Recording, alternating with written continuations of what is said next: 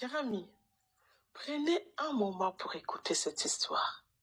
C'est un récit vrai, un témoignage puissant où l'amour, la foi et la résilience transforment les ténèbres en lumière. C'est mon histoire et aujourd'hui je vous la partage. Né à Kikwit, en République démocratique du Congo, dans une famille aimante, mon père et ma mère ont eu 6 enfants, dont je suis la 5e. Mon enfance était remplie de joie et de tendresse. Nous vivions bien, nous étions heureux jusqu'au jour où tout bascula. Un jour, mon père prit une seconde épouse. Ce choix bouleversa notre vie. Et ma mère, incapable de supporter ces changements, sombra dans une profonde détresse. Sa santé mentale se détériora et cela affecta toute la famille. Dans l'espoir de l'aider, mon père décida de la ramener au village, auprès de ma grand-mère. Il pensait que ce retour aux racines lui fera du bien. Mais ma grand-mère, dévastée par l'état de sa fille, se retourna vers le féticheur, cherchant désespérément une solution. Mais rien ne fonctionna. Pendant ce temps, nous, les enfants, vivions sans notre mère. C'était une douleur indestructible. Et comme si cela ne suffisait pas, mon petit frère décéda peu après. Voyant ma détresse grandir, mon père finit par me ramener au village. Peut-être que ma présence aiderait ma mère à retrouver un peu de sérénité. Là-bas, nous avons partagé quelques moments heureux, des instants gravés dans ma mémoire. Mais un jour, tout dérapa. Ma mère m'avait amené au champ avec elle pour me protéger du soleil. Elle m'avait mise à l'abri. Mais en pleine crise, elle m'oublia. Je me suis retrouvée seule, errant dans la forêt, pleurant de peur. Un homme que je n'avais jamais vu me retrouva et me ramena au village.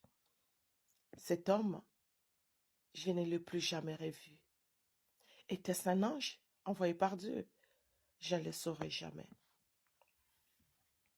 Après cet incident, je retourna vivre avec mon père à Lubumbashi. La séparation avec ma mère était douloureuse, mais la vie continua. Et c'est là que Dieu commença à agir dans notre famille.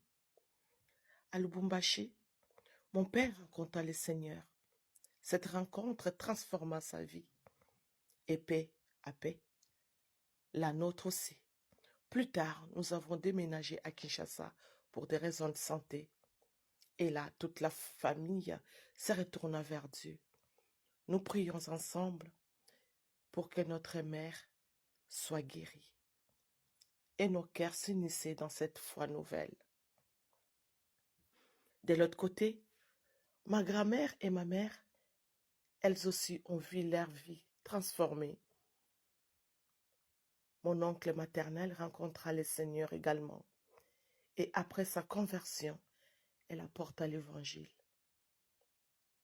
Il leur raconta l'histoire de la femme guérie de la perte de sang. Ces messages les toucha profondément.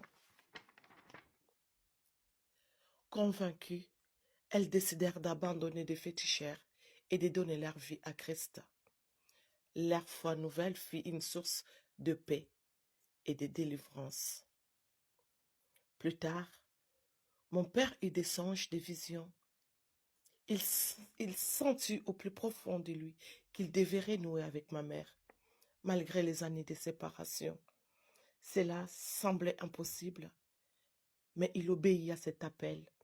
27 ans après leur séparation, ils se retrouvèrent.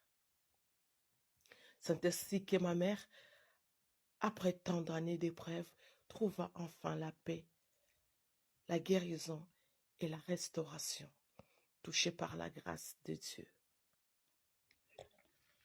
Aujourd'hui,